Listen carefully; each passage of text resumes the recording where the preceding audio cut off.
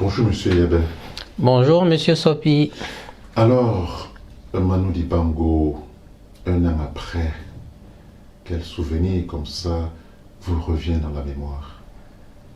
Quel souvenir me revient dans la mémoire?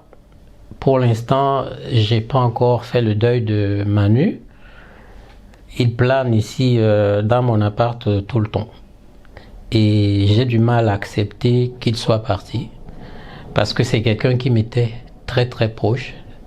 Je ne saurais même quoi dire. C'est un père, un tonton.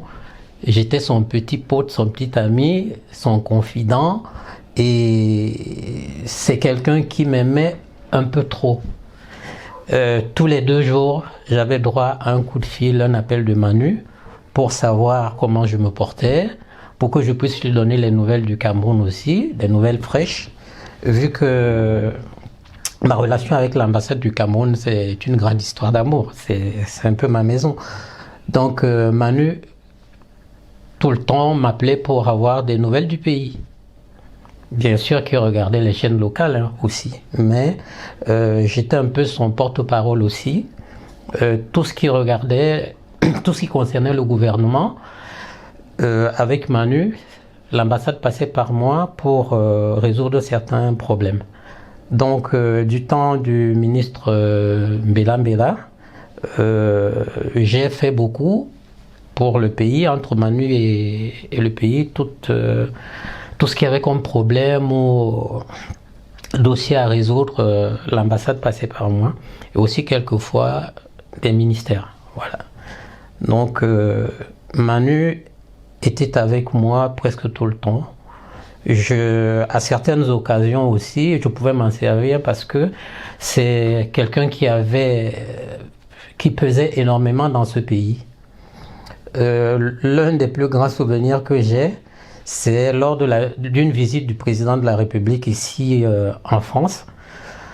On avait un souci, un très grand souci. Il fallait trouver une salle pour organiser un spectacle, le grand spectacle qui a eu lieu au Théâtre Mogador à Paris. L'ambassade a mis à ma disposition un véhicule et un chauffeur pour que je puisse trouver rapidement, sous les instructions du ministre Mbela Mbela, que je puisse trouver une salle pour organiser cette soirée. Et on était, je crois, à 5 jours de cette manifestation-là. Qu'est-ce que je fais? Je fais le tour de Paris avec le chauffeur qu'on m'avait donné, qu'on avait mis à ma disposition.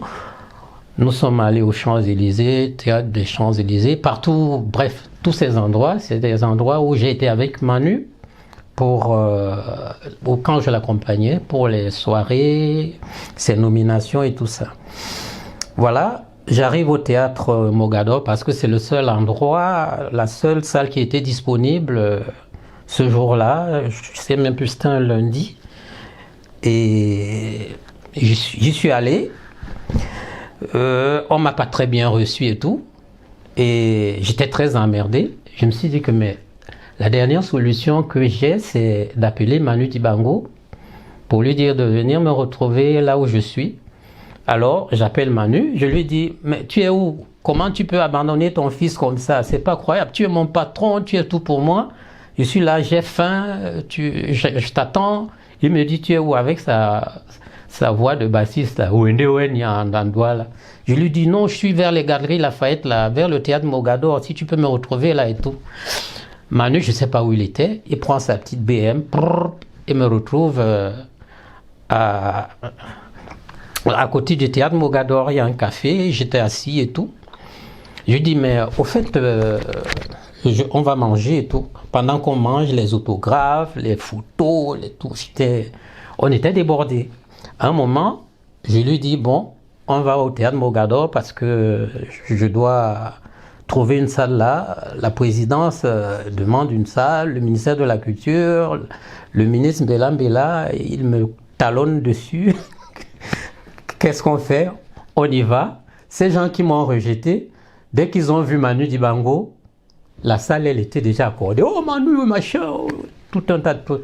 Et le patron de Disney, c'était un pote de Manu, et il accorde directement la salle.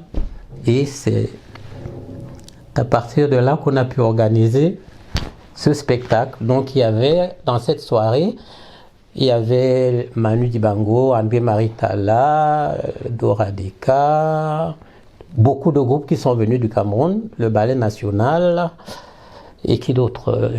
Bon, il y avait d'autres artistes, le jeune homme là, comment il s'appelle? En tout cas, des artistes. Bon, il y avait plein d'artistes. Donc, Manu était pour moi quelqu'un qui m'a aussi permis de partir. Nous avons notre circuit qu'on appelle, on l'appelle communément le ghetto, hein, c'est-à-dire les gens d'en bas. Donc, dans le showbiz, il y a le ghetto, il y a les gens d'en haut. Les gens d'en haut, c'était les Manus, et voilà.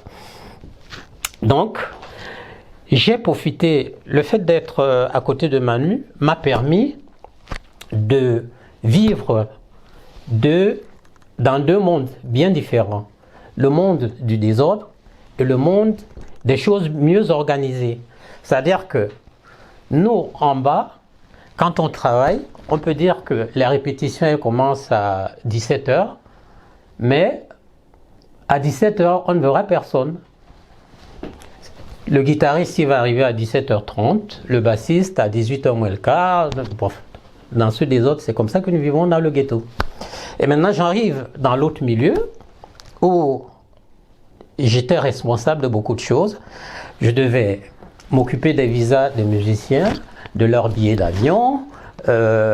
Quelquefois, quand on est à l'étranger, genre on est au Brésil, on est, je sais pas, aux États-Unis, il fallait réveiller les musiciens, les appeler, tout le monde. Quand on dit à 15h, je me rends compte que 15h moins le quart, moins 10, tout le monde est déjà en bas.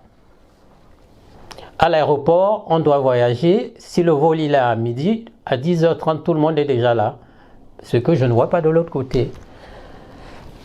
Donc, déjà là, j'ai gagné, j'ai appris beaucoup de choses. Comment on s'occupe des musiciens, comment on organise un spectacle, comment on va aux répétitions. C'est une très grande école. Donc, grâce à lui, j'ai fait le tour du monde. Dans la profession, j'ai beaucoup gagné. Et l'autre côté de Manu Dibango, c'était, on dit souvent que les vieux, c'est plus qu'une Bible, Manu Dibango. Manu m'a raconté toute l'histoire de nos indépendances. Tout ce qu'il a vécu en Belgique, à l'époque où les Lumumba étaient là-bas, il m'a parlé de toutes ces choses-là, avec les Franco, les Rochambeau. Il m'a parlé de son départ de la Belgique au Congo, où il a encore vécu autre chose et tout. Et ses rencontres avec les Quincy Jones, c'est trop d'histoire. Et tout ça, mon véritable regret, c'est de n'avoir pas pu, ou même pensé, à enregistrer beaucoup de choses qu'il me racontait. Mais c'était un grand monsieur. Et l'autre côté de Manu Dibango, il se faisait toujours tout petit. C'est-à-dire que il débordait. Peut-être que j'ai aussi pris un peu de ça de lui, hein, parce que Manu Dibango, il peut venir s'asseoir ici et ce n'est plus Manu Dibango. C'est quelqu'un comme Hilaire Sopi. Il est assis, il parle avec tout le monde, il rit avec tout le monde, il prend des photos avec tout le monde. Pas du tout compliqué, d'une simplicité hors norme.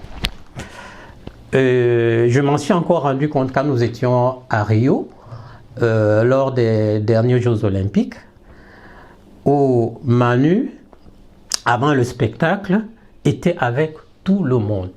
C'est-à-dire que, et les enfants, et les messieurs, des photos par-ci, par-là, ils s'assoient là, ils causent. Certains le montent sur lui et tout, je ne comprenais rien. Et quelquefois, étant à côté de lui, j'étais obligé de mettre fin à certaines choses. Tu sais très bien que quand tu t'occupes du protocole, il y a des choses que tu ne peux plus accepter. Toi, tu les trouves, quelquefois, tu es en train de mettre une barrière, c'est lui qui te dit non, laisse. Donc c'était ça Manu. C'est musicalement aussi un monsieur très discipliné et qui qui, quelquefois, dans l'avion, on faisait, je me souviens d'un vol, on allait à Luanda, en Angola. Et Manu, dans l'avion, devait jouer Soul Makossa et tout, à Luanda. Qu'est-ce qui se passe? Manu est en train d'écrire une partition. Je lui dis, mais qu'est-ce que c'est que ce truc-là encore? Qu'est-ce que tu écris là? Il me dit non, il a eu une idée, il est en train de changer une partie de Soul Makossa. Je lui dis, mais c'est quoi ton truc? Pourquoi tu changes encore? Il dit, non, non, il faut que je change. Mais je lui dis, tu as tellement de versions de ces chansons. Il dit, oui, c'est comme ça. Toujours en train de travailler. Toujours en train de travailler. Bref, nous perdons un très grand monsieur. Je ne sais même pas si tout le monde s'en rend compte. Et l'accueil de Manu Dibango dans tous les pays du monde, c'était vraiment quelque chose de particulier. Et quelquefois même, je me posais la question de savoir si je me rendais compte de qui ou avec qui j'étais. Nous étions au Qatar, j'ai vu comment il a été reçu par les princes. Nous étions au Brésil, j'ai vu l'accueil qu'il a eu. C'était vraiment extraordinaire. Tous les présidents couraient vers lui, les photos, tout un tas de choses. En Angola, pareil. Nous étions au Congo, pareil. Bon, on a fait toute l'Europe. Hein. Et c'est un grand monsieur que le Cameroun perd, que l'Afrique perd, que le monde perd. Et je ne pourrais pas l'oublier. C'est quelqu'un avec qui j'ai passé de très très bons moments. C'est au moins 1 ou 2 fois par mois qu'il m'appelait. Tu es où? Qu'est-ce que tu fais? Viens, on mange ensemble. Je prends le train d'ici pour aller chez lui. On reste genre de midi jusqu'à 16 h. Il pouvait venir ici chez moi, s'asseoir. Sa place, elle était là. Il s'asseyait là pendant 3 heures. On mangeait, on parlait de tout et de rien. Et il me manque énormément.